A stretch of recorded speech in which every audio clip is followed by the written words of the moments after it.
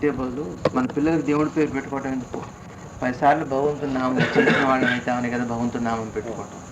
కాబట్టి దరిద్రుడు నారాయణతో సమానం అయినప్పుడు ఆ గౌరవ దృష్టితో చూస్తే వాడికి ఆదరణ లభిస్తుంది. ఒకటి భగవంతుడి దృష్టిలో అంటే లేనివాడని.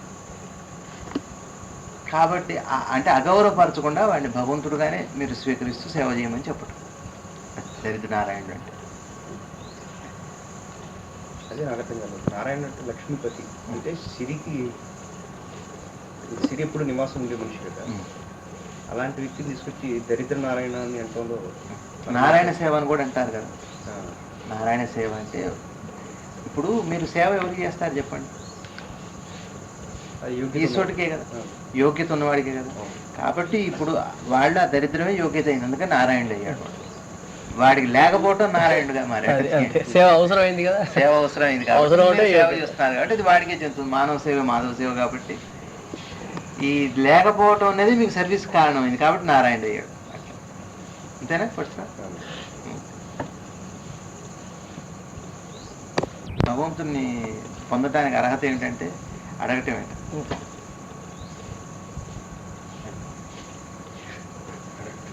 అడగటమే అర్హత, ఇంకేం లేదు, ఇంకా అర్హతే లేదు. అంటే సేవ నారాయణకి చేస్తాం కాబట్టి ఇక్కడ సేవ చేసే అవకాశం వచ్చింది కాబట్టి నారాయణుడు అయ్యాడు. సింపుల్. ఇంకోటి ద్రష్టకు వ్యత్యాసం. ప్రవక్తకు ద్రష్టకు తేడా ఏంటంటే, ప్రవక్త అంటే ఏమిటి? ఉన్నది ఉన్నట్టుగా చెప్పేవాడు. ద్రష్ట అంటే దర్శించినవాడు. ద్రష్ట అంటే దర్శించినవాడు. ప్రవక్త అంటే ఊరికే ఏదో పుస్తకంలో ఉంది చిలక పలుకులు పలికేవాడు. ప్రవక్త అంటే చిలక పలుకులు పలికేవాడు. వక్త, ప్రవక్త అంటే ప్రవచనం చేసేవాడు. వక్త, ప్రవక్త అంటే దాన్ని వక్తగా అంటే తాను విన్నది చెప్పేవాడు అని ప్రవక్త అంటే. లైక్ పోస్ట్ మ్యాన్ అంతే. ద్రష్ట అంటే అది కాదు, దర్శించాడు వాడు. వాడు చెప్పింది సత్యం. స్టాండ్ టా అనేవాడు ప్రవక్త, నువ్వు అనేవాడు ద్రష్ట. శ్లోకాలు అవసరం లేదండి. ఉదాహరణ, ఒక చంటి పిల్లవాడు ఉంటాడు, మాటలు రావు, వాడికి బెల్లం పెట్టారు కానీ ఎంజాయ్ చేస్తాడు. వాడు ఎట్లా ఉందంటే రుచి చెప్పలేడు, అది ఏం తిన్నారంటే కూడా చెప్పలేడు. కాబట్టి వాడు అనుభవించనట్ట తిన్నట్ట అని చెప్పాను. ఎందుకంటే తిన్నట్టే కదండి అన్నాను. మరి రుచి చెప్పలేకపోయాడు కాబట్టి రుచి చెప్పగలిగినట్ట చెప్పనట్టు, అనుభవించినట్టే అన్నారు. అందుకని ఈ శ్లోకాలు అక్కర్లేదు. ఎందుకు ఈ శ్లోకాలు భౌతిక శ్లోకాలు అంటే తన పాండిత్యం ద్వారా భాష అన్నమాట ఇతరులకి హృదయంలో పంపడానికి ఉపయోగపడుతుంది. ప్రవక్త చేసే పని అది. అంటే పసివాడి మనసు అనుభవించాడు. రెండు మనం ఏమనుభవించాము, వాడు అనుభవించాడు. కానీ వాడికి భాష లేదు, వాడి అనుభవంగా భాష లేదంటే ఒకటే మాట. ఈ భాష ఇదంతా, ఈ భగవద్గీత శ్లోకాలు ఇవన్నీ కూడా భాష. నాయన కర్మ నిష్కామం అంటే ఏమిటి అని నేను భాష చెప్పాను. నిష్కామం అంటే ఇప్పుడు చేయాలని అవసరం, భాష చెప్పాడు. కాబట్టి ద్రష్ట అంటే అనుభవించినవాడు, దర్శించినవాడు అని దర్శించాడు. అందుకని దాని మీదనే వచ్చింది దృష్టము అని. అదృష్టం కనపడటం. అదృష్టం అంటే కనపడింది, దృష్టము అంటే కనపడేది, అదృష్టం అంటే కనపడింది. అందుకని వాడు భలే అదృష్టం, వాడికి లాటరీ వచ్చిందంటే మనకు తెలియదు అనమాట. అంటే మనకు కనపడింది, మనం ఊహించదు, అది అదృష్టం. ద్రష్టలో వచ్చింది అదృష్టం వచ్చింది. కాబట్టి ఒక అనుభవానికి శ్లోకంతో పని లేదు, ఒక శ్లోకానికి అనుభవంతో కూడా పని లేదు. శ్లోకం చెప్పినంత అనుభవం కాదు, అనుభవించిన వాడికి శ్లోకం రాకపోయినా కూడా ప్రమాదం లేదు. చాలా మంది శ్లోకాలు చెబుతారు, వాడికి ఇంత అనుభవం ఉండదు. వాడు చాలా అనుభవిస్తాడు, మాటలు లేవు వాడికి. తర్వాత కలిగే దుఃఖం అది ఏడుపు. అయితే నవ్వు సంతోషం కాదన్నమాట. చెబుతాను అంటే ఇది అర్థం ఏమిటి? నవ్వు సంతోషం కాదు, ఏడుపు దుఃఖం కాదంటే యాక్షన్, అది వేరు. లోపల సంగతి మీరు అదే సేమ్ సమాధానం, ఏం తేడా లేదు. నవ్వు సంతోషం కాదు అంటే బయటికి నవ్వుతుంటాం. నిజంగా ఎన్టీఆర్ కాంతార స్వరూపం ఏమట్టు అంటే నవ్వినట్ట డైలాగ్ ఊరికే సరదాగా పై నాగజీవన్ నుంచి వచ్చింది. అటు నిజంగా సంతోషం లేదు. కాబట్టి ఎందుకు చెప్పే పాయింట్, ధ్యానం కానీ యోగం కానీ అవి మాటలు కాదు, అనుభవం లోపల నుంచి వచ్చే మాట. ధ్యానం చేయబడును నేర్పబడును అంటారు. ఎట్లా నేర్పేది? అది వచ్చేది కదా. టైప్ నేర్పబడి వచ్చు అంటారు కానీ ధ్యానం నేర్పబడి అనకూడదు. ఎందుకంటే లోపల నుంచి ఒక విషయంలో మనసు లయమైన తర్వాత వచ్చేది, వీడు చేసేది కాదు. అది జోక్ కూడా చెబితే మీరు నవ్వుతారు, లేదా ఎట్లా నవ్వుతారు మీరు? మీకు లోపల పరివర్తన, అది ఒక పరిణామం తర్వాత వచ్చే రిజల్ట్ అది. యోగం అనే మాట అంత పెద్ద మాటని వీళ్ళు నేర్పబడి అని దుకాణాలు పెట్టి నెలకు 1000 రూపాయల ఫీజు, సిట్టింగ్ కింద అని చెప్పి వసూలు చేస్తున్నారు. మీకు ధ్యానం చేయించబడి అంటే ఎట్లా చేయిస్తారండి? వాడు మనసు నిలబడదు కదా అసలు. మెడిటేషన్ నేర్పబడి సినిమా జాగ్రత్తగా మీరు చూడండి అని ఎవరు చెబుతున్నారా? ఒళ్ళు మర్చిపోయి చూస్తున్నారా? అది ఎట్లా నేర్పుతారు? సినిమా ఎట్లా చూడాలో నేర్పుతున్నారు ఎవరన్నా? మధ్యలో చెప్పరుగా. మనసు పెట్టి చూడాలని చెబుతారా? చెప్పరు. వాడు లయం అయిపోతాడు. వాడిని లేపటం కష్టం అసలు. లయం అయ్యాక వాడిని లేపటం కష్టం.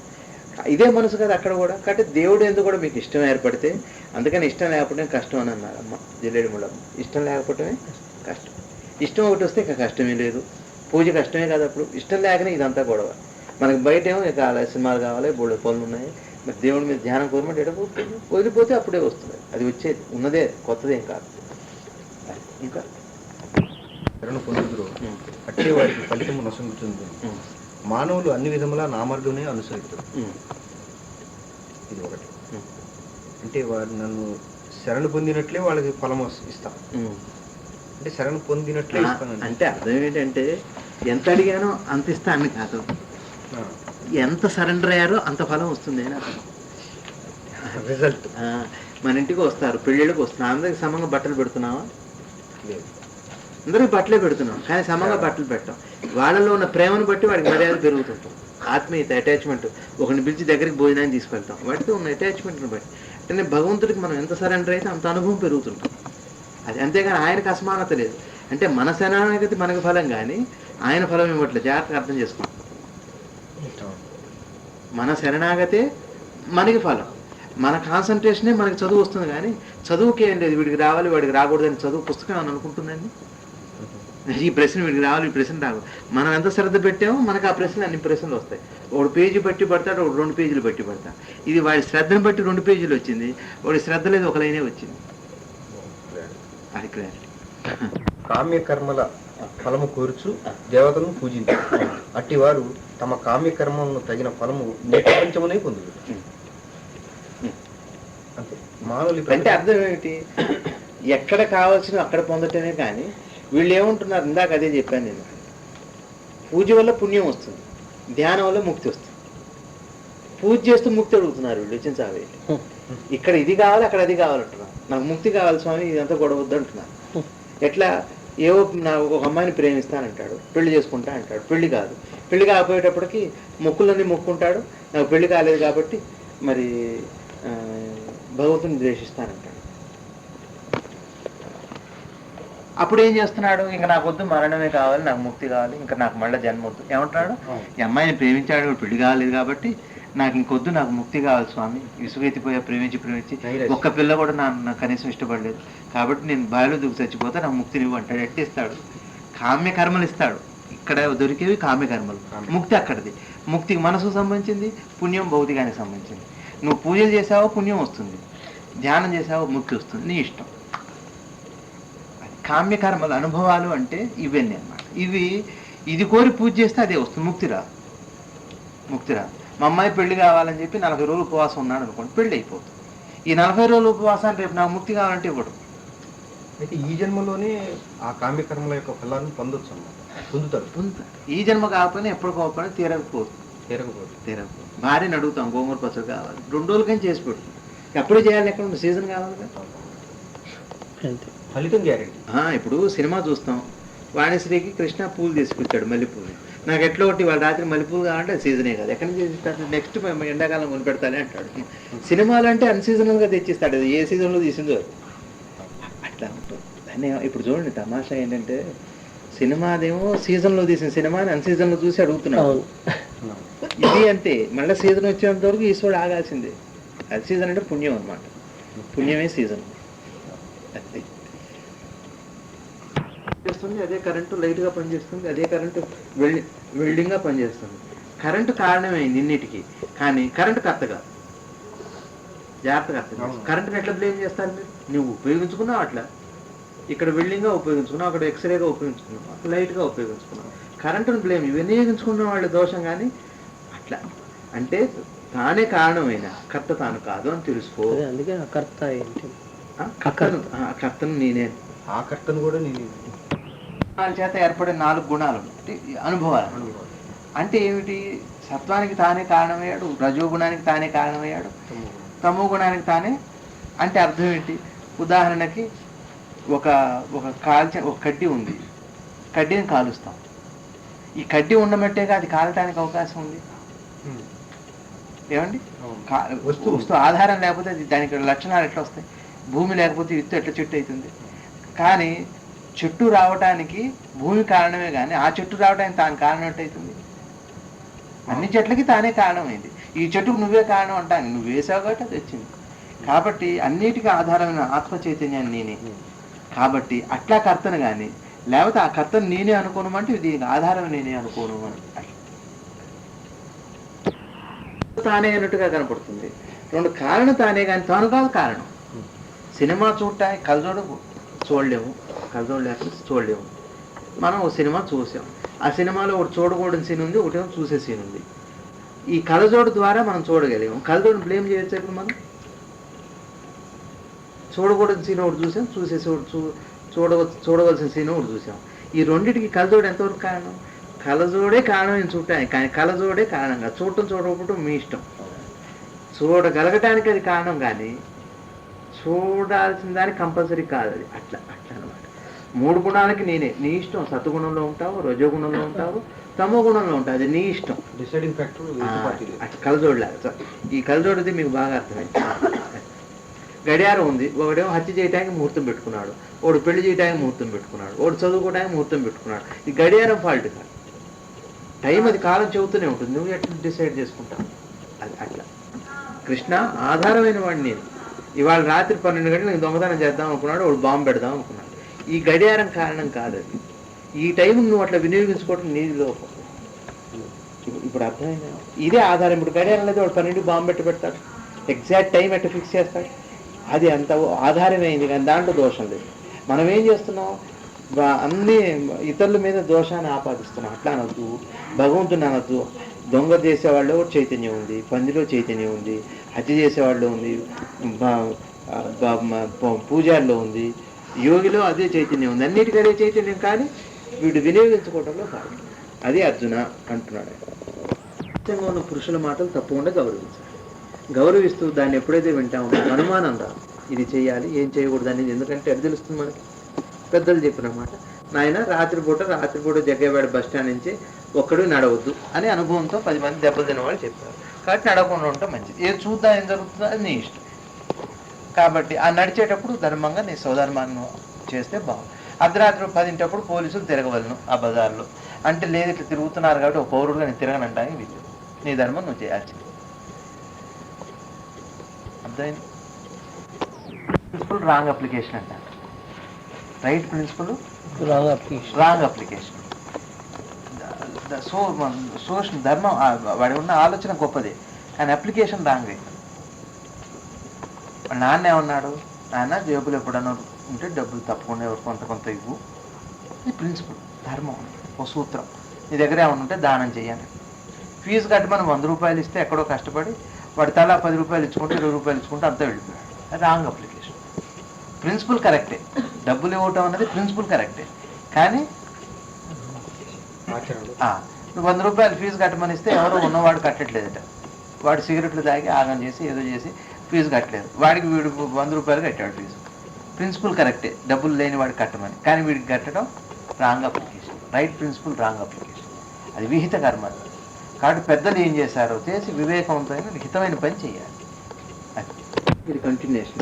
ఇందాటి శ్లోకం ఏమిటి? వాళ్ళు ద్రష్టలు. వాళ్ళు మహర్షులు ఏం చేశారు? సత్యాసత్యాన్ని ఎదిగి అనుభవం చేత వాళ్ళు చెబుతున్నారు. వీళ్ళు చిలక పలుకులు పలుకుతున్నారు. ఈ చిలక పలుకులు పలికేవాడికి అనుభవం కాలేదు కదా, అందుకని రాంగ్ అప్లికేషన్ చేస్తారు.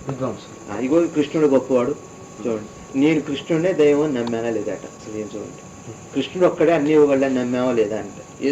దానిలో వాటిల్లో కృష్ణుడు ఒక్కడే నమ్మారా లేదా అట. ఓం పెట్టాలి, లేకపోతే ఇంక మిగిలిన వాళ్ళు. కానీ అన్న కృష్ణుడు అంటే ఖుషి పేది కృష్ణ, ఖుషి కలిగించేవాడు కృష్ణుడు.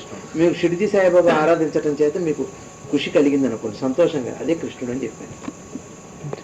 అది తత్వం కానీ మనిషి కాదు కదా. తత్వం. కానీ వాళ్ళు ఏం పెట్టారు, కృష్ణుడు మాత్రమే అన్ని ఇవ్వగలని నమ్మావా లేదా? గీతా జ్ఞాన చూద్దాం. చేయవలసింది ఏమిటి?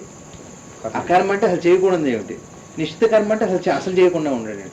కర్మ అకర్మ అంటే ఏంటంటే కర్మ కాదు, ఇది ఆ కర్మే కాదు అంటే అర్థం ఏంటి?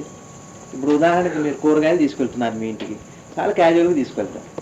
అదే పక్కింటి వాడు, మా ఆయన ఊళ్ళో లేదండి, దయచేసి మీ నాన్నకి ఎట్లా కూరలు తెస్తారో మాకు కూడా కాస్త తెచ్చు. ఆ రోజు ఎంత గర్వంగా ఫీల్ అవుతాం, అబ్బో ఇప్పుడు కూరలు తెమ్మంది నిజంగానే జ్ఞాపకం పెట్టు చూద్దాం, కానీ ఇది ఎందుకు వచ్చిందో ఇన్ని రకాలుగా ఆలోచిస్తాడు. అది కర్మగా మాత్రం. అసలు అది కర్మే అకర్మే. మీకు తెచ్చుకుని బెండకాయ కిలోలో ఒక బెండకాయ చేస్తున్నారు, పెద్ద కష్టమే కాదు. అకర్మ అంటే అర్థం ఏంటి? ఇది కర్మ, అది అకర్మ. పెద్ద పనే అంటాం కదా. పెద్ద పనే అంట. తలకాయ దూకోవటం కర్మ, కర్మగా మారుతుంది. ఇది కూడా ఉంది, ఏది భూతద్దం కూడా ఉంది. ఫోటోసెన్ కమ్ భూతద్దం ప్లస్ గ్లాసు, ఇన్ని ఉన్నాయి లక్షణాలు. చీకట్లో పోతుంటే వైట్ గ్లాస్గా ఉంటుంది, ఎండలో పోతుంటే కలర్ మారుతుంది, బ్లాక్ అవుతుంది. తర్వాత అక్షరాలు చదివేటప్పుడు కిందకు చూస్తే పెద్దగా కనపడుతుంది, పైకి చూస్తే చిన్నగా కనపడుతుంది. ఇదంతా ఒకే దాని క్వాలిటీస్, అద్దంలోని క్వాలిటీస్. కానీ విడివిడిగా ఈ అద్దం ఏమైనా మారుతుంది, దాని క్వాలిటీస్ ఏమైనా పోతున్నాయా? అట్లానే మనసుకి ఉండే ఆ చిత్తానికి కెపాసిటీస్ ఇవన్నీ కూడా. అయితే భౌతికంగా మన దేహంలో ఏమున్నాయో అన్ని కోతిలో ఉన్నాయి. మన వివేకం లేదా? భౌతికంగా, అది మానసికంగా ఆ ఫీలింగ్ ఎందుకు లేదు? ఇప్పుడు పాయింటే అది. ఇప్పుడు పనిచేయట్లా. బ్రెయిన్ ఉంది, కళ్ళు ఉంది, ఒకటండి. అన్ని టీవీలు ఉన్నాయి. మీరు మామూలు టీవీ దగ్గర వెళ్ళి రిమోట్ కొడితే వస్తుందా? దాంట్లో రిమోట్ ఉంటేనే వస్తుంది. కెపాసిటీ లేదు, తగ్గింది ఆ పార్ట్ దగ్గర. అందాకెందుకు? మెమరీ తగ్గిన వాడికి మనిషి అయినా జ్ఞాపకం రావట్లేదుగా. ఆ కెపాసిటీ తగ్గా జ్ఞాపకం వస్తుంది. ఎవరు నాన్న నువ్వు అంటాడు వాడు కొడుకుని పట్టుకుంటాడు. నాన్న నేను పెద్ద అబ్బాయి, ఎవరు నా సంతానం లేదు. సామర్థ్యం వేరు, ఇంద్రియాలు వేరు. ఇంత మెదడు అంత మెదడు అని కాదు. కెపాసిటీ, వాడి సామర్థ్యం, ఆ మనసుకున్న కెపాసిటీ తగ్గినా కొద్దీ తగ్గిపోతుంది. ఒకడు 1000 ఫోన్ నెంబర్లు గుర్తుపెట్టుకుంటాను, వాడు ఒక ఫోన్ నెంబర్ కూడా గుర్తుండట్లేదు, రాసుకుంటే కూడా మర్చిపోతాడు. కెపాసిటీ. కాబట్టి మనసుకి ఉండే కెపాసిటీ అట్లా. కాబట్టి కోతికి ఆ లెవెల్ వరకే ఉంది. ఇప్పుడు అందాకెందుకు? మన కన్ను ఇంత పెద్దది, గత కన్ను కిలోమీటర్ నుంచి కిందకి చూస్తుంది, మన కన్ను మీటర్ దూరంలో ఏముందో కనపడుతుంది. మరి అదే గత కన్నుకు ఆ కెపాసిటీ ఉంటే మరి పిల్లి కన్ను నైట్ చూస్తుంది.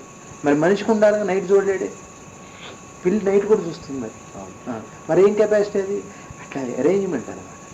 కాబట్టి మనసుకున్న కెపాసిటీస్ అవన్నీ. కాబట్టి అవి మనం ఏం చేయాలంటే, మనసు బుద్ధి చిత్తం అంటే ఏం చేస్తామంటే ఇదొకటిగా చూస్తాం. ఒకే దాని 3 పరిణామాలండి. అట్లా చూడండి, స్టెప్ బై స్టెప్. ఏదో తెలుసు కాబట్టి అట్టే అట్రాక్ట్ అవుతాం, ఆనంద విహారంలో పోతుంటాం. ఎందుకంటే ఇక్కడ బాగా ఇడ్లీ బాగుంటుందని చెప్పి వెళ్తున్నాం. మరుజన్మలో వాడు ఏం చేశాయంటే ఆనంద విహార పక్కన ఇంట్లోనే పుడతాడు. రోజు వెళ్ళి అక్కడ కూర్చుంటాడు. ఎందుకు కూర్చుంటాడో తెలియదు. అదేమిటోరా ఇక్కడికి రాని ఉండలేని అంటాడు. ఎందుకంటే గజ్జన్మలు అక్కడే ఉన్నారు వాడు. కారణం తెలియదు కానీ కోరిక ఉంటుంది. అది కారణం తెలియని కోరిక పేరు వాసన అని పెట్టుకోండి. అది కారణం తెలియని కోరిక. అది ఇప్పుడు బాగా వచ్చింది మాట. కారణం తెలియని కోరిక పేరే వాసన. అవునా కాదు? అంతే. కానీ కారణం తెలియని మోహం పేరు కోరిక. ఎందుకో తెలియదు, వాళ్ళని వదిలిపెట్టి ఉండలేదు. అంటే ఏదో గత జన్మ సంబంధం, జ్ఞాపకం లేదు. కాబట్టి కారణం తెలియని మోహం, అయితే కారణం తెలియని కోరిక, దానికే వాసన అని పేరు. కారణం తెలిస్తే కోరిక అవుతుంది, వాసన అంతానికి వీల్లేదు. కాబట్టి మన లోపల ఏమవుతుందంటే వాసనే దాన్ని అటువైపు వెళ్ళేటట్టు చేస్తుంది, కానీ లేదా డిజైన్ ఎట్ట కుదురుతుంది, మన బలాన్ని తెలియజేస్తుంది. పదే అనుకుంటున్నారు అనుకోండి, ఏమిట్రా ఆ తప్పనేమిటి అంటల్లా. ఏదైనా అంటే భగవంతుడి విషయం అనే మాట ఏం లేదు మనసుకి. చూడండి, రేడియో భార్యని ప్రేమించే మనసే కారును కూడా ప్రేమిస్తుంది, కారును ప్రేమించే మనసే బట్టల్ని ప్రేమిస్తుంది. ఇన్ని మనసులు లేవుగా. ఇదే మనసు ఇష్టం ఉంటే భగవంతుని కూడా ప్రేమిస్తుంది. భగవంతుని అయితే భక్తి అంటున్నాం, మనుషులు అయితే ప్రేమ అంటున్నాం, అంతే తేడా. ఈ ఇష్టాన్నేమో ప్రేమ అంటున్నాం మనుషులు ఏంటంటే, అదే ఇష్టం భగవంతుడు ఏంటంటే దాన్ని భక్తి అంటున్నాం. కానీ అన్నిటికీ మూలమైంది మాత్రం మనసే. ప్రయారిటీ అందులో ఉన్న ఇష్టాన్ని బట్టి లగ్నం అవుతుంది, లేకపోతే భగ్నం అవుతుంది. తీసుకోండి, వస్తాయి. వాడు చందమా ఒళ్ళు మర్చిపోయి చదువుతాడు. అదే వాడి పాఠ్య పుస్తకం చదవమంటే చదువు ఇష్టం లేదు వాడికి, అంతే. ఎవరి ఇష్టానికి వాళ్ళందరూ లయం అవుతున్నారు, మనందరూ ఒకే ఇష్టంలో లేరు. పరమాచార్యులు వారు చెప్పారు, ఆచార్యుడు వేరు, గురువు వేరు. గురువుకి ఒక డైరెక్షన్ కానీ, గురువుకి ఒక నియమం కానీ ఏమీ ఉండదట. వీడి మీద వాడికి ఉండే నమ్మకం వల్లే వాడికి ఫలం వస్తుంది. గురువుకి శాస్త్ర పాండిత్యం అక్కర్లేదు, ఆచారం అక్కర్లేదు. ఎప్పుడు నిరంతరం సమాధిలోనూ ఉండొచ్చు, ఒక ప్రత్యేక ప్రోగ్రాం లేదు. ఆచార్యుడు అట్ట కదా, అతను ఆచరిస్తూ వాడిని ఆచరింపజేసేవాడు ఆచార్యుడు. ఆచార్యుడికి గురువుకి తీసుకుంటాం. అది ఎప్పుడు వస్తుందంటే ఇష్టం బట్టి ఏకాగ్రత. కానీ ఏకాగ్రతలు ఇష్టం ఉండకపోవచ్చు, ఇష్టంలో ఏకాగ్రత. పాపభీతితో ఏకాగ్రత చేస్తుంది, భగవంతుని ప్రార్థిస్తూ జపం చేస్తూ ధ్యానం చేస్తూ ఉండటం ఒక మాట. అందులో మనసు నిలవదు కదా. అలా నిలవకుండా ఉన్నప్పుడు పెద్ద ఫలం ఉండదు, ఏదో కొద్దిసేపు పుణ్యం వస్తుంది. దాన్ని క్యారెక్టర్లో ఇంప్లిమెంట్ చేసుకుంటూ పోతే అది కూడా ధ్యానం. అందుకనే ఆవిడ ఏమంటారంటే సాధారణమైందే సాధన అంటారు. జిల్లేడు మూలం అద్భుతమైన మాట. అసలు వాళ్ళ చదువుతుంది ఏంటి, అర్థం ఏంటంటే రోజు ఉన్నదే అని, ఏది సహజంగా ఉందో అది సాధన, కానీ అసహజమైనది సాధన కాదు అంటున్నారు. ఇప్పుడు ఉదాహరణకి ఓ సినిమా పాట బట్టి పట్టడానికి, ఓ మామూలు పుస్తకం పాడటానికి బట్టి పట్టడానికి తేడా. మరి ఇప్పుడు టీవీ చూస్తున్నారండి ఒక మాట, దానికి ఏం ప్రిపరేషన్ ఉంది? మధ్య మధ్యలో ఆపి నాన్న జాగ్రత్తగా చూడు, నీకు మనసు పెట్టి చూడని చెబుతున్నారు ఎవరిని, పిల్లలకి కానీ పెద్ద. సాధారణంగానే వచ్చింది కదా ఏకాగ్రత. మరి దేవుడి పేర్లు అసాధారణంగా ఎందుకు చేస్తున్నాడు? ముక్కు పెరిగేసుకోవటం, పెద్ద తలంటి పోసుకొని గందరగోళం చేసి మనసు ఒబ్బా ఎందుకు చేస్తున్నాడు? సాధారణంగా లేదు, అసాధారణంగా లేదు పరిస్థితి. ఎంత చక్కగా కృష్ణమూర్తి గారు ఇదే మాట చెప్పారు, ఫ్రీగా ఉండు, స్వేచ్ఛ ఉండాలి, మీకు స్వతంత్రం ఉంటేనే మనసు నిలుస్తుంది అంటున్నారు. సినిమా చూసేటప్పుడు మీ పిల్లలకి ఏమన్నా నోరు తెరిచి చొల్లు గారి చూడమని చెబుతున్నారు. వాడు చూసే ప్రయత్నంలో చొల్లు గారింది, కానీ చొల్లు గారి చూడమని చూడగలదేమో. అట్లా భగవద్ధ్యానంలో కూడా సంభవించాలి. సర్వసాధారణమైందే సాధన అన్నారు. మనం ఏం చేస్తున్నాం? అసాధారణం చేస్తున్నాం సాధనని. దానికి ఒక పెద్ద ఇది పెట్టి అన్నం మానేయండి, కూరలు మానేయండి, తెల్లారుజామున లేవండి, మొంటి లేవాలి, ఎట్లా వేస్తాడు ఆయాసం. సమదృష్టానికి పేరు. ఇదే ఆత్మ. అశుద్ధంలో ఉన్న శక్తి ఆత్మే, అన్నంలో ఉన్న శక్తి కూడా ఆత్మే. ఈ పని ఏం చేస్తుంది? మనం అశుద్ధం అది అశుద్ధం తిని మళ్ళీ పెంటికలు వేస్తుంది, దాన్ని చెట్టుకి వేస్తే చెట్టు బతుకుతుంది, దానికి ఆహారం అది. ఈ పంది పెంట దానికి పనికి అది, మన పంది పెంట పంది తింటుందే, కానీ అందులో శక్తి ఉన్న బట్టి చెట్టు బతుకుతుంది, బతుకుతా లేదు ఎరువుగా. కాబట్టి ఇది అందులో కూడా శక్తి ఉంది. చూడండి, ఎక్కడ శక్తి కంటిన్యూషన్ ఉంది, శక్తి పోవట్ల, రూపాంతరం చెంది శక్తి.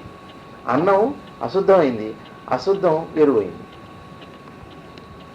శక్తి ఏమైంది? రూపాంతరం చెంది, రూపం మారింది, కానీ శక్తి మాత్రం అందులోనే ఉంది. ఏమంటారు? ఆ ఊరు గంగవరం దగ్గర మేక పెంటికలతో షుగర్కి మందిస్తారు, తగ్గుతున్నాయి చాలా మందికి. ఆవిడకి 300-400 షుగరు శుభ్రం కంట్రోల్ అయింది. ఆవిడ వచ్చి నాకు చెప్పిందండి, మేక తినేదంతా అరుగుతుందని గ్యారెంటీ ఏమిటి? వాడికి ఎవరికో జర్మనీ వాడికి ఇసుక ఎరిగింది, వాడు తింటున్నాడు. నువ్వు తింటా ఎరుగుతుంది, వాడు ఇసుక తినే బతుకుతున్నాడు, ఇసుక తినకపోతే కడుపులోకి వస్తున్నాడు. ఇసుక శాండ్ తింటున్నాడు వాడు. 10 సార్లు అనాలనిపించింది ఆంజనేయ స్వామి, 10 సార్లే అనండి. పక్కింటి వాడు ఎవడో రోజు 10,000 చేస్తున్నాడు, మీరు కూర్చోలేరు. అది సాధ్యం కాదు. సాధన సాధ్యమైంది సాధన, కానీ నువ్వు సాధ్యాన్ని చేయలేవు అంటున్నావు. ఒకటే మాట. అసలు ఎంత మంచి మాటలండి. సాధన మాత్రం సాధ్యం అవుతుందా? సాధ్యమైందే సాధన, కానీ సాధన చేయాలంటే చేయలేము అన్నారు. ఒకటే ఇదే ప్రయత్నం ఎక్కడి నుంచి వస్తుంది? మీకు ఉత్తరం రాయాలన్నా ప్రేరణ రావాలి, రాయాలనిపించాక రాస్తారు, లేకపోతే అసలు ఓమని కూడా చేర్చు రాయబుద్ధి కాదు, అసలు ప్రేరణ ఉండాలి.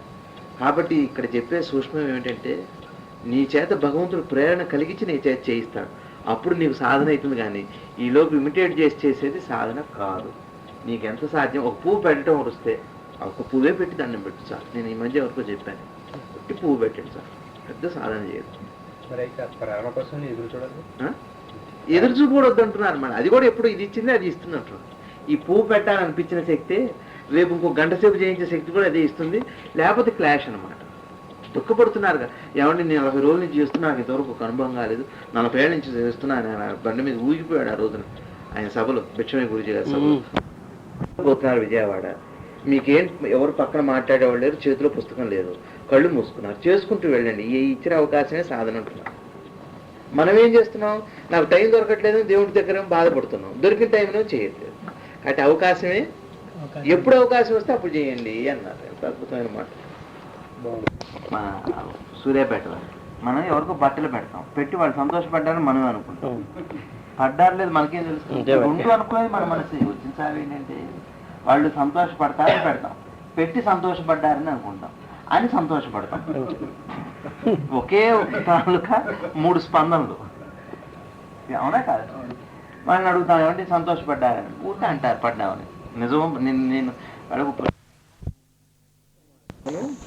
అక్కడి నుంచి సమాధి దక్షిణామూర్తి అంటే మనం మౌనంగా ఉండలేదు చేత సత్యం అర్థమవుతుందని, కానీ ఆయన మౌనంగా ఉన్నాడని కాదు. ఆయన ఎప్పుడు ఆ ఉన్న సత్యం మౌనంగా ఉంటుంది. అనుభవించవలసిన వాడు మౌనంగా ఉండమని, అదే అర్థం. అల్టిమేట్ అనుభవానికి మౌనం సాధిస్తారు. అదే దక్షిణామూర్తి. ఇది కొత్త మాట. ఇప్పుడు మీరు వెళ్తారండి, ఒక షాప్కి వెళ్ళారు, ఒక హోటల్కి వెళ్ళారు, ఒక కొత్త పదార్థం మీకు కనపడుతుంది. జాగ్రత్తగా అబ్జర్వ్ చేస్తుంటారు, ఏం కలిసి ఉంటుంది ఏమిటని జాగ్రత్త. ఒక 5 నిమిషాలకు 2 నిమిషాలు మీకు అందులో ఉన్న కిటికి అర్థమవుతుంది. తింటూ కూడా ఇటు తింటూ అబ్జర్వ్ చేస్తూ తింటారు, ఏం కలిసి ఉంటుందని. ఆ కొత్త ఐటమ్ మీకు తెలిసిపోయింది. ఇప్పుడు అది ఏమైనా చెప్పిందా మీకు? మీరు ఏకాగ్రం చేసి మౌనం అవటం వల్ల వచ్చిన రిజల్ట్. కానీ అంటే ఇప్పుడు అది దక్షిణామూర్తి. మీ మౌనమే మీకు అనుభవాన్ని ఇస్తుంది అని చెప్పారు. మూత పెట్టి నీళ్లు పోసినట్టుగా ఉండకూడదు. గిన్నె మీద మూత పెట్టి నీళ్లు పోస్తే పక్కకి వెళ్ళి మూత తీస్తే కదా పడేది. మూతని అడ్డు నాలెడ్జి అడ్డు.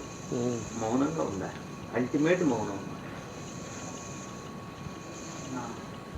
అర్థమవుతుంది.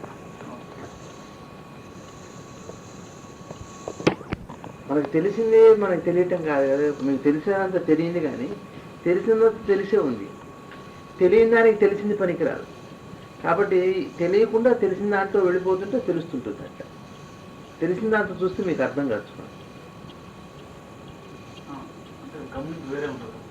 అంతే కదా అంటాం, ఓసింటే కదా అంటాం. ఏదో పౌడర్ డబ్బా అడిగారు, లేదు. రెండోసారి అదే ఇంప్రెషన్ ఆ షాప్ నుంచి వెళ్తాం, ఉండదు లేదు. ఆ ఉండలేదు అనే జ్ఞానం చేత మీరు అందులో అక్కడ వచ్చే ఉంటుంది. కంక్లూజన్ తప్పు అన్నమాట. వద్దంటున్నారు. జ్ఞాపకాలు తీసేయాలి, భౌతిక జ్ఞాపకాలు. నేను బాగా డిస్కస్ చేశాను. చిత్తంలోకి వెళ్ళొద్దు అంటున్నాను. మనసు లెవెల్లో ఉండాలి, చిత్త లెవెల్లో వద్దు. భక్తి కూడా జ్ఞానం. భక్తి జ్ఞానం కాదు, అంటే జ్ఞానమే. ఏదో భగవంతుడు ఉన్నాడు, దీనివల్ల మోక్షం వస్తుందట అని తెలిసిన జ్ఞానం చేతనే మీరు భక్తిగా మారు. జ్ఞానం వల్లనే మీకు లేదా ఇంట్రెస్ట్ రాదు కదా. జిల్లేడు మళ్ళీ అమ్మవారు ఉన్నారు. శాంతి అంటే ఏంటి ఆయన? నువ్వు అనుభవిస్తున్నదే కదా.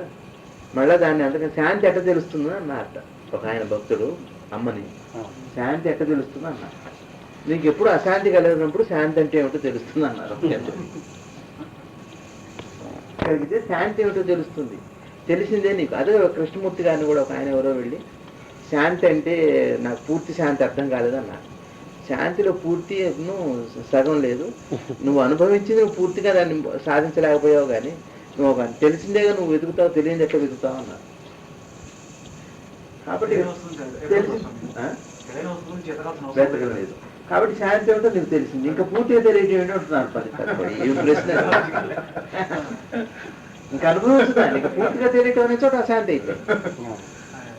పూర్తిగా తెలియటం అన్న మాట అశాంతి అయింది. తీసేసే శాంతి అయిపోయింది. అద్భుతం అండి అసలు ఆయన మాటల. జిల్లేడు కూడా అదే అన్నారు. కాబట్టి నీకు అశాంతి ఉన్నప్పుడు శాంతి తెలుస్తుంది. ఒకసారి శాంతి తెలిసాక అందులోనే ఉండైపోయింది. ఎంత సమానం జ్ఞానం విషయం చాలా సామాన్యంగా ఉంటుంది. అసలు తను ఉన్నానని అనుకుంటే కదా. ఈ దేహం గురించి మనం చెబితే వింటారంతే. వారికి ఏం పెద్ద ఇది ఒకటి ఉంది, ఇది పోతుంది, చచ్చిపోతాను నేను, వాటేం పట్టించుకోరు. బ్రహ్మజ్ఞాన లక్షణం. లారీ మహాశయులు వారు ఒకసారి వెళ్తున్నారు. వెళ్తూ ఆ మేడ మీద ఉన్న ఇటుక కాలు మీద పడే అవకాశం ఉంది అంటూనే ఉన్నారట. వెళ్ళారు, మేడ నుంచి లాయి కింద పడది, కుడికాల మీద పడది, ఎడంకాలు కట్టుకొని వెళ్ళిపోతున్నారు. అట్లా ఉంటుంది వాళ్ళ స్థాయి. ఇట్లా ఈ దొంగ స్వామిని చూశాక బిడ్డల్ని పెంచడం లాంటిది. అందులో ఏం స్వార్థం ఉంటుంది? పెంచుతుంటుంది అంతే. వేళకి స్నానం చేస్తాం శుభ్రంగా. ఇవ్వకండి, ఈ రెండే ఇవ్వాలి స్టూడెంట్స్కి. మీరు ఇది కూడా చెప్పండి, పిల్లలు టేస్ట్ గైడెన్స్ ఇవ్వాలి. నువ్వు బీఎస్సీ తీసుకో కంపల్సరీ అనకూడదు. పాపం వాడికి ఏమో ఇందాక శ్రీనివాస్ గారు చెప్పినట్టు ఏదో ఇంట్రెస్ట్, అది గైడ్ చేయాలి. కానీ మీరు అప్పుడు గైడెన్స్ ఇవ్వాలి. నిమిషాలు మెడిటేషన్ చేయగలిగితే అది మీకు స్వధర్మం అవుతుంది. గంట చేసేవాడిని ఆచరిస్తే మీరు ఇబ్బంది పడి ఉన్న 5 నిమిషాల సాధన కూడా అశాంతితో పొంగుస్తుంది. స్వధర్మం పరధర్మం అంటే అది. మీకు ఈశ్వరుడు మీకు ఏం టేస్ట్ ఇచ్చాడో కంచిస్వామి కూడా అదే చెప్పారు. ఎవరు ఏ కులంలో ఏ ఆచారంలో ఏ పద్ధతిలో ఉన్నారో ఆ పద్ధతిలో వెళ్ళిపోతే వాడికి మోక్షం వస్తుంది, కానీ ఇతరులను స్వీకరించి బలవంతం చేయకూడదని చెప్పారు. ఒకసారి తలుచుకోవాలని ఎవరు మనసు కల్పించారో రేపు ఒళ్ళు మర్చిపోయేట్టు తలుచుకున్నట్టు కూడా చేసేది వాళ్ళు. నువ్వు టైం పట్టుకోకు, చేస్తూ వెళ్ళు అంతే.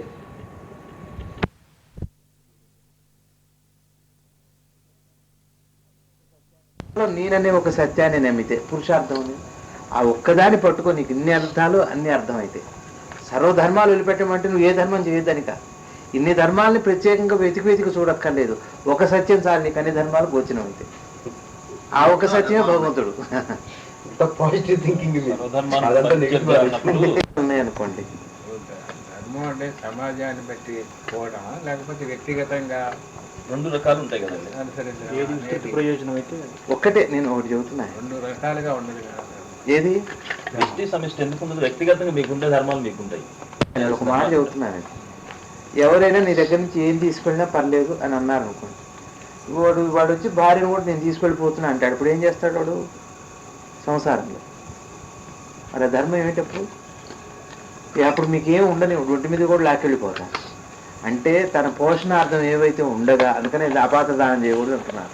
మరి ఇన్ని ధర్మాలు ఉన్నాయి కదా, ఇన్నిటినీ సహజంగా వివేకంతో తెలుసుకొని ఆ ఈశ్వరుడు అనే భావన వచ్చిన అంటే మమ అంటే అక్కడ సర్వమూలానికి ఆధారమైనటువంటి ఏమిటి అంటే ఆ వివేకం ఒకటి వస్తే చాలు. ఈ అన్ని ధర్మాలను ప్రత్యేకంగా దాని గురించి గుంజులాడాల్సిన అవసరం లేదు. లేదా ఎవరు చెబుతారు తేప వచ్చి అంతే. అంటే అందుకని గురుగారు కూడా చెబుతున్నారు, అంతర్యామిని నమ్మితే చాలు, అదే ధర్మం ఉన్నాను. అది ఒక్క ధర్మం అన్నమాట. ఇన్ని ధర్మాల నుంచి నీకు ఎవరెవరు ఎన్నో డౌట్స్ వస్తాయి, ఎన్నో ధర్మ సూక్ష్మాలు ఉన్నాయి, అన్ని మనకు తెలియవుగా. ఒక్క ధర్మం ఏంటంటే ఆత్మధర్మాన్ని అర్థం చేసుకుంటే చాలు అని. అన్ని ధర్మాలు అక్కర్లా, అన్ని ధర్మాలు వదిలిపెట్టేసాయి. ఏ ఒక వదిలిపెట్టు, భగవంతుడిని ఉద్దేశించి వదిలిపెట్టు. అట్లా అది పని. భగవంతుడు అంటే ఏమిటంటే భగవంతుడికి గుణాలు ఉన్నాయిగా, ప్రేమ, దయ, సత్యం, ఇవి కదా భగవంతుడు అంటున్నారు. వాటి కోసం అది పరమధర్మం. ఆ ఒక్క పరమధర్మం చాలు. మిగిలిన చిన్న చిన్న ధర్మాలు చిన్న ఇందులో భాగమే అవన్నీ.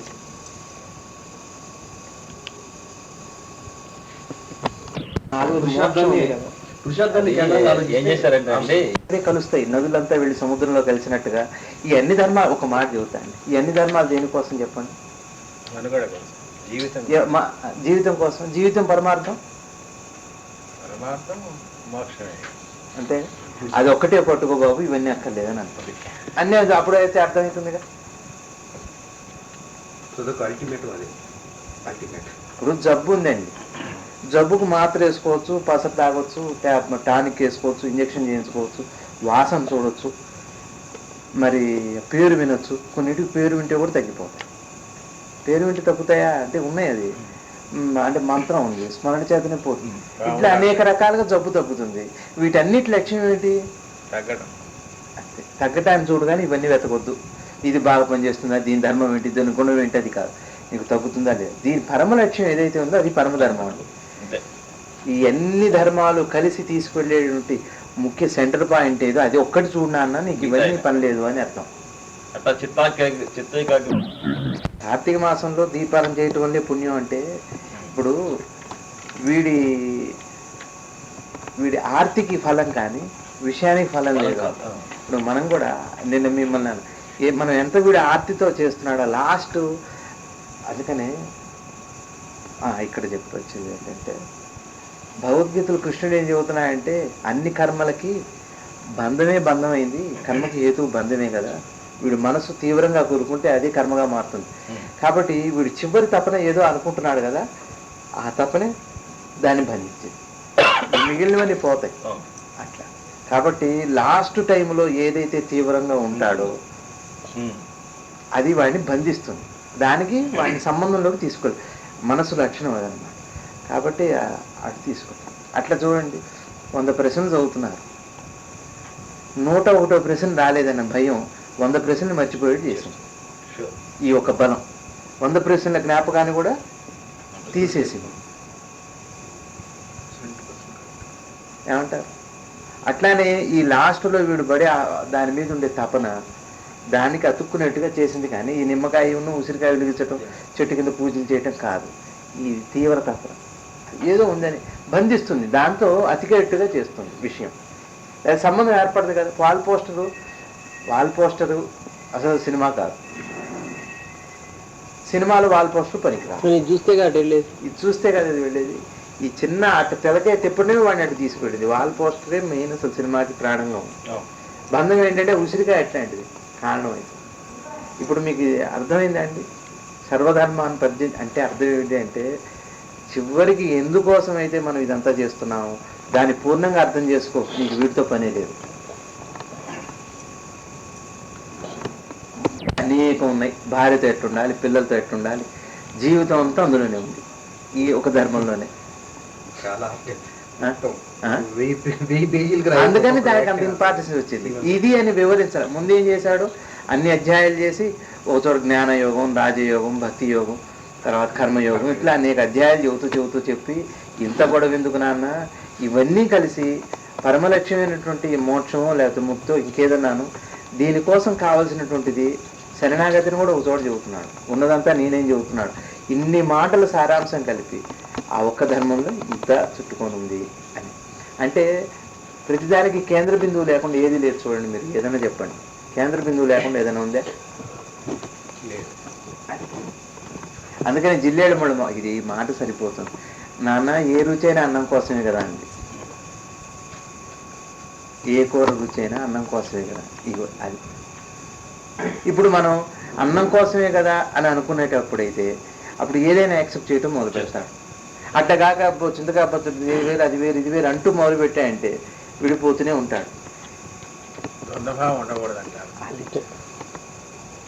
ఆ ద్వంద్వభావం ఉండకూడదని కాదు, ఇదే అల్టిమేట్ అని తెలుసుకుంటే చాలు, మిగిలిన ఇది వదిలిపెట్టమని చెప్పటం కాదు.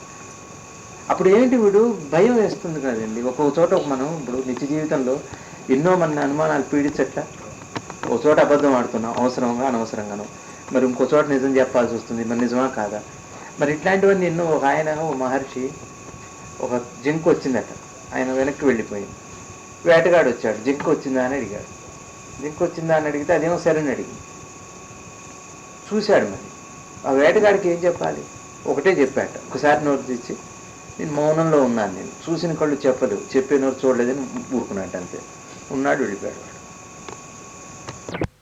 ఒక్కటి అర్థం చేసుకోనాను, మిగిలిన అన్నీ ఉన్నాయి, నువ్వు ఏదో ఒకటి తిని తీపి వస్తుంది అని కృష్ణుడు చెబుతున్నాడు. వీడు టేస్ట్ పెట్టేటప్పటికి మైసూర్ పాకు తిని జిలేబీ అనుకోమంటే ఎట్లా అనుకుంటాడు అని వీడు అంటున్నాడు. కానీ స్వీట్గా అర్థం చేసుకున్నాడే దుఃఖం లేదు. కాబట్టి దానివల్ల నీవు నన్ను చేరుకుంటావు, నీకు దుఃఖం పోతుంది అని అంటావు అన్నమాట. మైండే కదా సార్.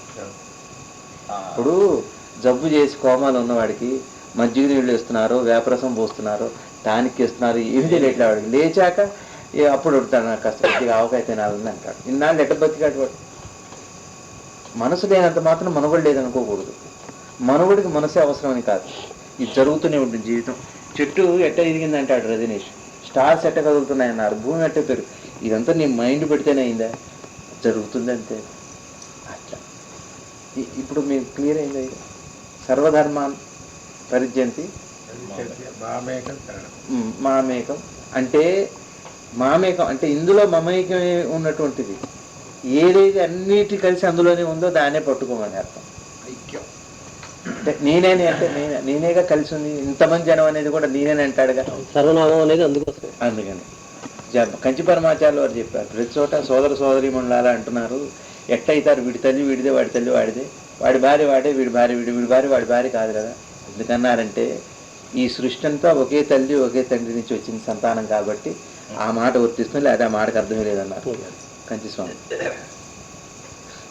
ఇప్పుడు ఈ మాట వస్తుంది.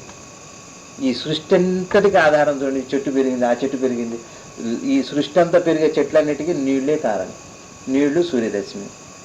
ఇది అర్థం చేసుకుంటే అన్ని చెట్లలో ఉన్నది ఒకటే అర్థమైంది. కాబట్టి ఇది ఆలోచించు, కానీ ఈ చెట్టు ఎట్లా పెరుగుతుందబ్బా అని అనుకున్నాయంటే వీడు ఎప్పటికీ తేలేదు. తేలకినే తలలు బాగా కొట్టుకున్నారు. ఇన్ని పేజీలు రాశారు ఈ శ్లోకానికి ఒక్కదానికి. ఫస్ట్ బట్టి ఇచ్చారంటే ఉన్న బంగారాన్ని అనుకోను, బంగారాన్ని వెతికి మళ్ళీ మోడల్ చూసి ఇది వేరు అది వేరు అనుకోవద్దు. మొత్తం బంగారం అనుకో, ఏ మోడల్లో ఉన్నా. అంతటా నేనుగా ఉన్న బంగారాన్ని చూడు, కానీ మోడల్గా ఉన్న బంగారం చూసావు నువ్వు మోసపోయినట్టే. అది వినాయకుడి విగ్రహాన్ని అది మూసపోస్తే మూసపోయినట్టు. బంగారు ఉంటే అమ్మటాన్ని తీసుకు అంటే తాను కూడా ధర్మమే ఆయన ధర్మస్వరూపుడు. ఆయన పరమధర్మం ఏదైతే ఉందో ఆయనే. ఆ పరమధర్మాన్ని ఆశ్రయిస్తే పరమధర్మం ఏంటంటే చైతన్యమే, సృష్టి అంతా వ్యాపించిన చైతన్యం. లేకపోతే ఇక్కడ ఒక బట్ట ఎందుకు వేసుకుంటున్నాం? బట్ట కట్టుకునేది ఒళ్ళు దాచుకోవటం, సిగ్గు లేకపోతే ఫ్యాషన్ అయినా ఏదైనా ఒళ్ళు దాచుకుంటాం అనుకోండి. ఒళ్ళు దాచుకోవడానికి ఏ బట్ట అయినా అనేది మా పరమధర్మం.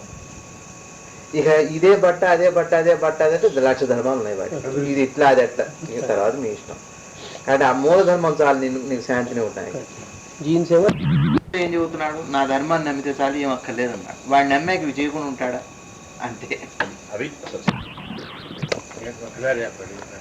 ఇప్పుడు ఇవన్నీ చేరడానికి ఆయన చేరటానికే కదా. ఈ లక్ష్యం ఉన్నవాడు వాడిని చేరుతున్నాడు, ఆ లక్ష్యం ఉన్నవాడు కూడా ఇవి చేస్తున్నాడు అని అర్థం. రెండు ఒకటే. ఇవన్నీ మెట్లు లాంటివి, ఇవన్నీ మెట్లు ఎక్కితే కానీ అక్కడ చేరరు. ఏం తేడా ఏముంది? అంతే కదా డాక్టర్ గారు. ఇప్పుడు మీ మీద ప్రేమ ఉంది నాకు, నేనే వస్తున్నా. మీకు మీ మీద ప్రేమ ఉంటే మీరు పిలిచినా వస్తున్నా. మీ మీద ప్రేమ నాకుంటే పిలవకపోయినా, ఈ రెండింటికి కారణం ఏంటి? నా ప్రేమే. నా ప్రేమే మీ దగ్గరికి పిలిచినా పిలవకపోయినా చేరుస్తుంది. కాబట్టి నువ్వు భగవంతుని చేరటానికి యజ్ఞయాగాది కర్మలు చేస్తున్నావు, నన్నే చేరుతున్నావు, ధర్మమే అది.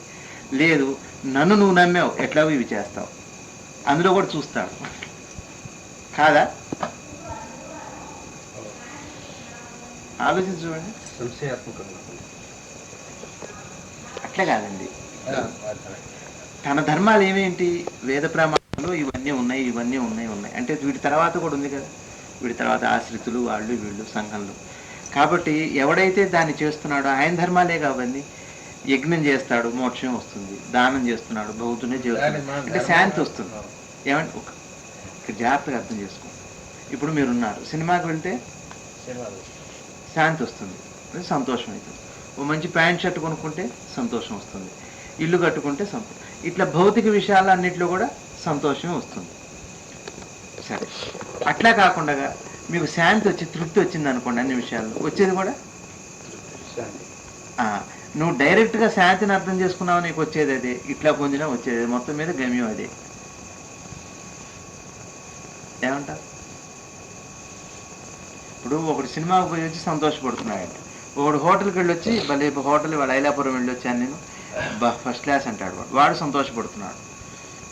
ఈ మొత్తం మీద టోటల్గా వచ్చి చివరికి చేరేది ఆ ఉంచే పదార్థం ఏదైతే ఉందో దానికోసమే ఇవన్నీ ఏర్పాట్లు. నువ్వు డైరెక్ట్గా అన్న పొందు, లేకపోతే ఇట్లా అన్న పొందు, రెండిట్లో నువ్వు మిస్ అయ్యింది అనేది పొందేది అదే. కానీ అవి చేత కానీ ఇవి చేత. అల్టిమేట్గా ఈ శ్లోకం ఎందుకు చెప్పాడు అంటే, చివరికి నేను మళ్ళా ఇట్లా వచ్చేటప్పటికి మళ్ళీ నా ధర్మమే అవుతుంది కదా, మళ్ళీ అవి చేయకుండా ఉంటాడా చెప్పండి. ఉదాహరణకి నేను మీ దగ్గర ప్రేమతో వస్తున్నానండి, నా ప్రేమే మీ దగ్గరకు వచ్చింది, పళ్ళు తెస్తానా తేను? ఎప్పుడో మీరు కబురు చేశారు, ఇప్పుడు ఆయన పని కదా, వారి పనితో పిలిచారు కదా, నేను పళ్ళు తీసుకెళ్ళటం నాగుతున్నావు మనం. మీ ప్రేమ మీకు ఏది ఇష్టం అవన్నీ నేను చేస్తూనే ఉన్నాను నేను. ఇప్పుడు మీ ధర్మమే అవునంటారా కాదంటారా? ఇప్పుడు మీరు ఒక మీ బ్రదర్ ఇంట్లో పెళ్లి జరుగుతుంది, మీ బ్రదర్ అంటే మీకు చాలా ఇష్టం, మీరు వెళ్తారు, చెప్పినా చేయకపోయినా పని చేస్తున్నారు. అట్లానే తనే పిలిచి చేయించుకుంటున్నాడు అనుకోండి, చెప్పాడని బాధ కానీ లేదా చెప్పినంత వరకే కానీ చేస్తారా? చెప్పకపోయినా పని. ఏంటి తేడా ఏమన్నా ఈ రెండిట్లో? ఈ రెండింటికి కారణం ఏంటి? ప్రేమే. కాబట్టి నువ్వు నన్ను ఆశ్రయించినా నీకు ఈ ధర్మాలు చేస్తావు, నన్ను ఆశ్రయించకపోయినా నువ్వు ఆ ధర్మాలు చేసినా నన్నే ఆశ్రయించిన వాడు అవుతున్నావు. రెండు సమయం.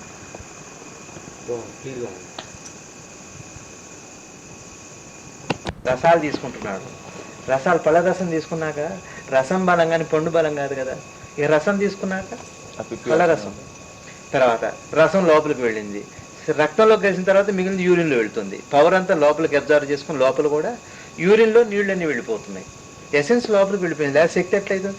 మీరు ఒక గ్లాసు నారింజ రసం తాగారు, ఏం నీళ్లు కూడా తాగలేదు, ఒక నారింజ రసం మీకు నీరసం తగ్గింది, ఇది ఏమవుతుంది? ఒక గ్లాస్ గ్లూకోజ్ నీళ్ళు తాగారండి, యూరిన్లో పోతుందా పోదా? పోయేది ఏమిటి? మిగిలింది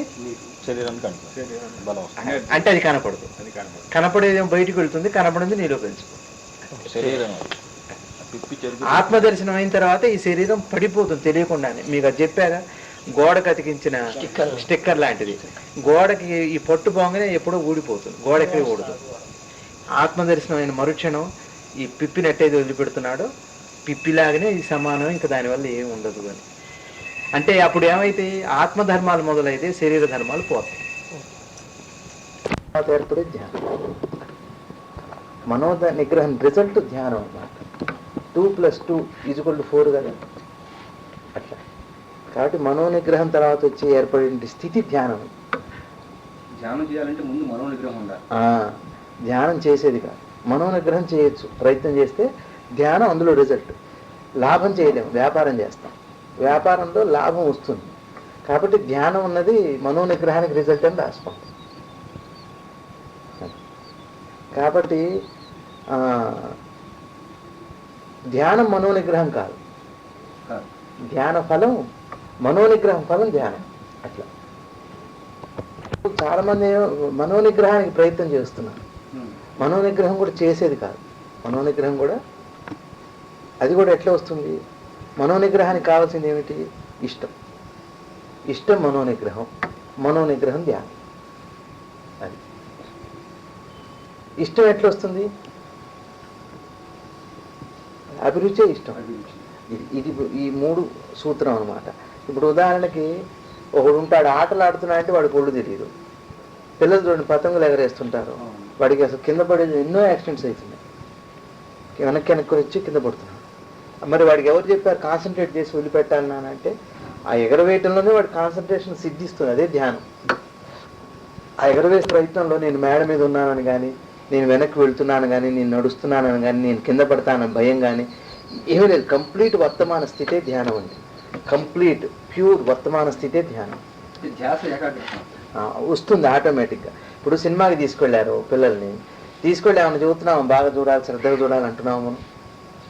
వాడికి పిలిచినా పలకడి, సినిమా చూసేటప్పుడు పిలిచి ఊపినా పలకడి. అదే ధ్యానం. అక్కడ చెప్పట్లే మనం, ఎక్కడ వాడికి ప్రిపరేషనే లేదు. అదే క్లాసులో పాఠాలు చెబుతుంటే, ఇక్కడ దయచేసి వినండి, కాస్త ఒక్కసారి వినండి నాన్న అని వాడిని డైవర్ట్ చేయడానికి లెక్చర్ నానా తంటాలు పడుతున్నాడు. పక్కకు చూడొద్దు, ఇటే చూడండి అంటాడు. వాడి దృష్టి ఏమో పక్కన హోటల్ మీద బజ్జీల మీద ఉంది.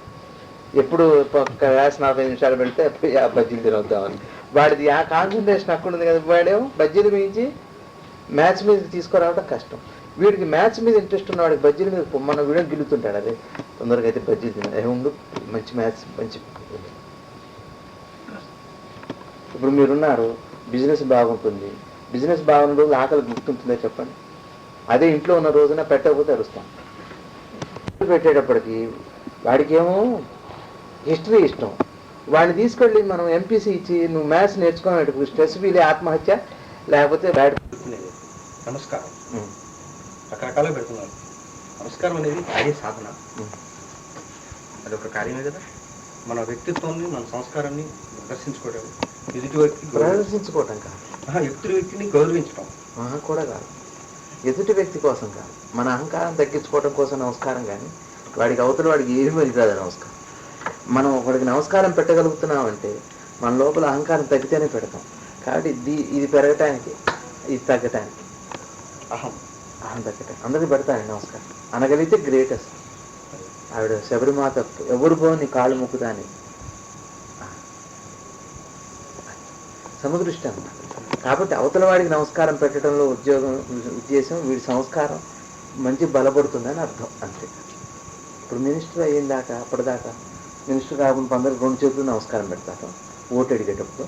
తీరా అక్కడ పోయాక నమస్కారం అంటే మంచిది, ఏంటి ఎందుకు వచ్చావు అంటాడు.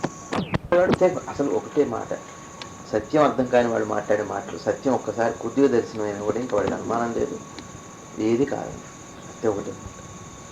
మీకు అదే గుర్తు. భేదం ఉన్నాడు అంటే వాడు అర్థం చేసుకోలేదని అర్థం. వాడు ఎంత గొప్పవాడైనా డ్రెస్సును బట్టి వీడు గొప్పవాడని చెప్పకూడదు. సామాన్యుడైనా వాడికి సత్యం అర్థమైందంటే వాడు గొప్పవాడే. సత్యం అర్థం కాకుండా వాడు ఎంత వేషం వేసినా వాడు దొంగే. అంటూ ఉంటుంది, మంటలో కొన్ని అణువులు కలిస్తే, మంట అణువులు కలిస్తే మంటగా మారుతుంది.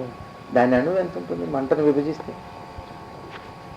ఇప్పుడు మనం గ్యాస్ స్టవ్ వెలిగించాలంటే అగ్గి పులకిస్తున్నాం, అక్కర్లో ఒక చిన్న స్పార్క్ అంటే దాంట్లో ఇంకా స్పార్క్ కంటే చిన్న అగ్ని ఉంది ఇంకా, అంతేగా, అదేగా మంటకు వచ్చేది. ఈ స్పార్క్ కంటే మన లోపల ఉండే చైతన్యం అవును. అంత ఉంటుంది, అవును. అంత ఉంటుంది లోపల. మన లోపల అంత ఉంది, ఏనుగంత శరీరంలో కూడా అంతే ఉంటుంది. అంతే. ఇప్పుడు ఇదే గంట కొంచెం బాగా చేస్తే ఇదే మంటలా కనపడుతుంది. చూడు కంటిన్యూ అట్లా అంటేనేమో ఒక స్పార్క్ వస్తుంది. అంటే బయటకు వచ్చిన దాంట్లో మరి శక్తి ఉందా లేదా? ఉంది కాబట్టి మంట వెలిగిస్తుంది. దీంట్లో లేదా శక్తి? ఆ వచ్చిన అణువే అగ్నిగా కణంలో బయటకు వచ్చి గ్యాస్ వెలిగిస్తుంది. అది ఎట్ట జరుగుతుంది మంట? అంటే ఒకటి అంత ఉంటుంది లోపల మన ఆత్మ, ఇంతే కరెక్ట్గా ఎంత ఉంటుంది చూడండి కావాలి.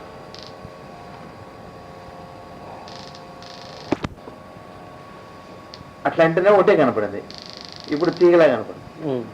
అంటే అదే పదార్థం అవుతుంది, లేకపోతే ఏమవుతుంది? అణువు అవుతుంది. ఇంకా తక్కువ చేస్తే పరమాణు అవుతుంది, ఇంకా తక్కువ చేస్తే ఏమవుతుంది? శక్తిగా. అదే ఈశ్వరుడు. అట్లా వేస్ట్ పదగా ఇది పెట్టాడు. దేని వేస్ట్ పదలు? అగ్గిపుల్లంతా వేస్ట్. ఫ్లేమ్ అవసరం లేదు అంత. అంటే దీనికంటే సూక్ష్మంగా ఉంది గ్యాస్. హైలీ హైలీ ఇన్ఫ్లేమబుల్ అని రాస్తాడు.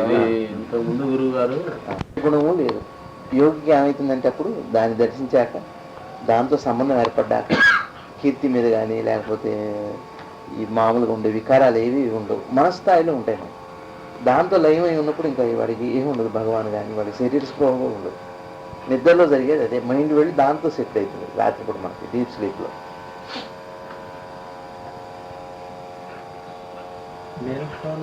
ఎట్లానే ఉండాలంటే ఆశ అదే ఉంది. ఇన్ఫర్మేషన్ అందించే వాహకం అది, వైర్ లాంటిదండి. దాంట్లో బుద్ధి, చిత్తం. ఆ మనసే అనాలి, చిత్తం అనే మాట కాక మనసే అనాలి. ఈ వాసన జ్ఞాపకం పెట్టుకోదు. తను వచ్చి ఉందనుకోండి, జ్ఞాపకం అనుకోండి, కానీ ఆ కెపాసిటీ జ్ఞాపకం తప్పలేదు. స్మెల్ చేస్తూ వెళ్ళిపోతూనే ఉంటాం. కుక్క అందుకనే మీరు దగ్గర బయట తీసుకెళ్ళేటప్పుడు 30 సార్లు చూపిస్తాం. ఆ చెట్టు కాస్త ఆ చెట్టు కాస్త, మళ్ళీ వచ్చేటప్పుడు వాటిని పట్టుకొని ఇంటికి. ఒక్కొక్క దాంట్లో ఒక డివైస్. చెట్టుకి ఆవిడ జేసీ బోస్ ప్రయోగం తర్వాత ఆయన చేసింది, 3 మొక్కలకి అది పెట్టాట, పాలిగ్రాఫ్ ఇది కలిపి పెట్టి ఆ 3 మొక్కలకి అగ్గిపుల్లకి ఇద్దాం అనుకున్నాట. అనుకోగానే గ్రాఫ్ కదిలింది, భయపడుతుంది. ఆ పెన్సిల్ కదిలింది. మొక్కకి మనసులో అగ్గిపుల్లకి ఇద్దాం అనుకున్నాడు. అదే కళ్ళతో పని లేదని చెబుతున్నారు. ఈ సృష్టి అంతా అదే. జగదీష్ చంద్రబోస్ చెప్పేది ఏంటంటే, ఏ శక్తి అయితే ఈ సృష్టి అంతా ఉందో అంతా అదే ఉంది, కానీ పరిణామాల్లో మార్పుగా కనపడుతుంది. మన ఇంద్రియాలు మోసం చేయటం అంటే మరి వాటికి ఏమి ఇంద్రియాలు? కళ్ళ, ముక్క, చెవ. వీడు అనుకున్నది తెలిసిందే అంటే చూడండి మరి దాని కెపాసిటీ ఏమిటో. మరి మనిషికి టెలిపతి ఉండకపోవటం ఏంటి? రొయ్యల్ని పెట్టాట ఓ దాంట్లో కాస్త నీళ్లు పెట్టాట, 3 చెట్లు అక్కడ పెట్టాట. దీనికి మిషన్లు అక్కడ, దానికి మిషన్ పెట్టాడు. రొయ్యలు అక్కడ వేడి నీళ్ళు ఉడుకుతున్న కాగుతున్న వేడి నీళ్ళు ఉన్నాయి. ఇవి సడన్ గా ఎప్పుడో పడతాయి, నీళ్లు పడుతుంటాయి, రొయ్య పడుతుంటాయి. రొయ్య పడిపోయే ముందు ఆ చెట్టు వణుకుతున్నాడు. జీవం ఉన్న ప్రతి పదార్థానికి, ప్రాణం ఉన్న ప్రతి పదార్థానికి ఆ కెమెరా తీసే విధానం కనుస్తున్నాడు. మరి అది ఈ చెట్టుకి అడి తెలిసింది. మరి రొయ్య పడితే బాధ ఎందుకు దానికి? అసలు రొయ్య అందులో వేస్తున్నాడు, వేడి నీళ్ళు దానికి ఎడ తెలిసిన చెట్టు కంటే ఈ సృష్టి అంతా ఆ కన్ను ఉంది, అదే సాక్షి.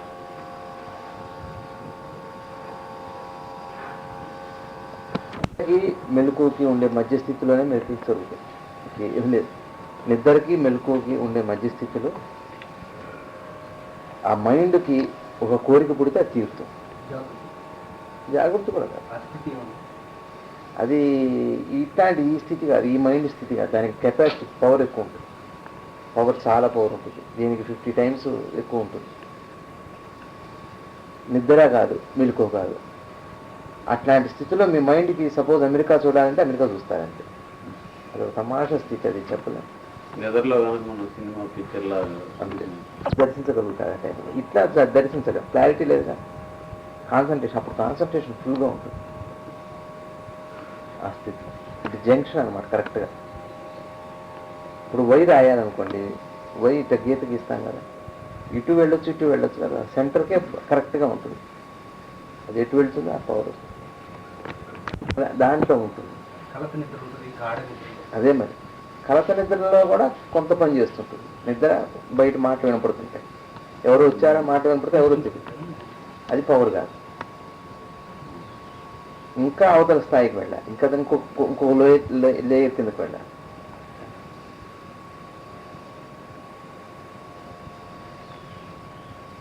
జ్ఞాపకాల పొరల్లో మనం చూసినటువంటి విషయాలు, చదివిన విషయాలు కలలుగా వస్తాయి.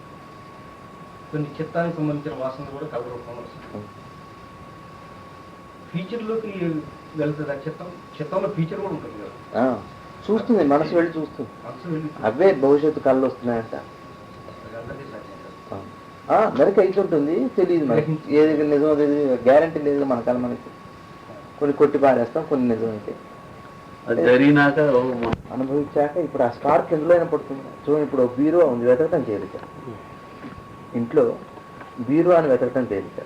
అదే మీకు ఒక చిన్న పిన్నీస్ పడింది అనుకోండి, అన్ని గదులు వెతుక్కోవాలి. ఎంత చిన్నదైతే అంత కష్టం వెతకటం, ఎంత పెద్దదైతే అంత తేలిక వెతకటం. కాబట్టి చిన్నది అంతటా ఉంటుంది, పెద్దది ఒక చోట ఉంటుంది. అంతటా అంటే అర్థం ఏంటంటే ఎక్కడైనా ఉండదు. నల్లపూస పడదనుకోండి, ఆ రూమ్లో నల్ల నేలకు దొరకటం కష్టం. అదే ఒక దిండు పడితే.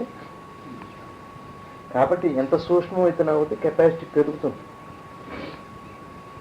కాబట్టి ఆ స్పార్క్ అంతా ఉంటాడు లోపల చైతన్యం. తాను అంటే తానని తెలుసుకోవటం కాదు, తాను అదే అవ్వగలిగే స్థితికి వెళ్తాడు యోగి. అయ్యాక చెట్టు తానే అవుతాడు, పుట్ట తానే. ఆ కాన్షియస్నెస్లో మెర్జ్ అయిపోతాడు. ఇంత పురుగు తీగలాగా వచ్చింది మంట. మీరు అణువుగా ఒకసారి అంటేనేమో అణువు అయింది, లేకపోతే చూడటానికి తీయలా కనపడుతుంది కానీ అది అణువే. మంట ఉంది, పెద్ద ఫ్లేమ్. కొన్ని కోట్ల అణువులు కలిసి ఆ మంటగా కనపడింది కానీ మంట కాదు, అది అణువులే. అణు సమ్మేళనమే మంట. కాబట్టి అది బ్రహ్మాండమైంది మంటగా చూస్తే. విడగొట్టి చూస్తే అణువైంది. అగ్ని ప్రమాదాలు ఒక రవ్వ లేచి వెళ్ళి చాలా అయిపోయింది పడిందంటే అంతే. ఆ రవ్వలో అప్పటిదాకా ఆ లక్షణాలు ఉంటాయి. కాబట్టి అక్కడైతే నాశనం ఉంది, ఇక్కడేమో ఈ రవ్వకి నాశనం ఉంది. ఈ రవ్వ మారుతుంటుందంటే భలే ఉంటుంది, అది నిజంగా అర్థం. కాబట్టి సైన్స్ ఒక ట్రయాంగిల్ అనమాట. ప్రయాణం ఇట్లా మొదలై ఇట్లా కలుస్తుంది. కాబట్టి ఈ సైన్సు ఈ ఆధ్యాత్మిక చింతన ఏదో ఒక చోట కలుస్తుంది, శూన్యం అని తేలుతుంది. వాళ్ళ అణువు పరమాణువు దాకపోయి అణువు కంటే చిన్నది మైక్రో అణువు అన్నారు పదార్థం నుంచి. దాని అయిన తర్వాత ఆ పవర్స్ వస్తాయి కానీ ముందే రావు.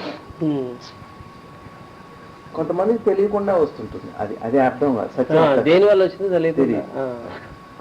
అక్కడ వీళ్ళు కొంచెం రాంగ్ వెళ్ళే అవకాశం కూడా ఉందేమో, అక్కడే కొంచెం పవర్ ఉన్నాయి కాబట్టి మిస్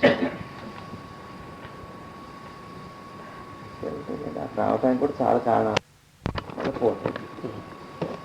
పవర్స్ వస్తాయి. భగవానికి అట్లే జరిగింది, రామకృష్ణ పరమహంసకి అంతే జరిగింది. ఎవరికైనా అసలు అనుమానమే పోతుంది, సమదృష్టి వస్తుంది. ఇక దర్శించాక చూడండి వాడి పరిస్థితి ఎట్లుంటుంది.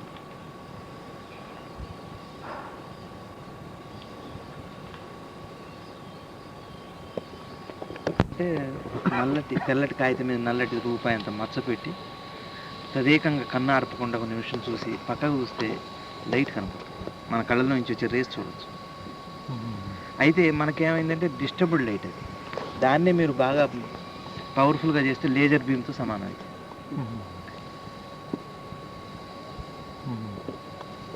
అంత పవర్ ఉంటుంది మన మైండ్తో. అది అందుకే అది పెట్టారు ఆ పద్ధతి, ఈ హిప్నాసిస్లో కానీ లేకపోతే కాన్సన్ట్రేషన్ కోసం పెట్టేది అది. అందుకోసం నలుపు పెట్టేది అందుకోసం.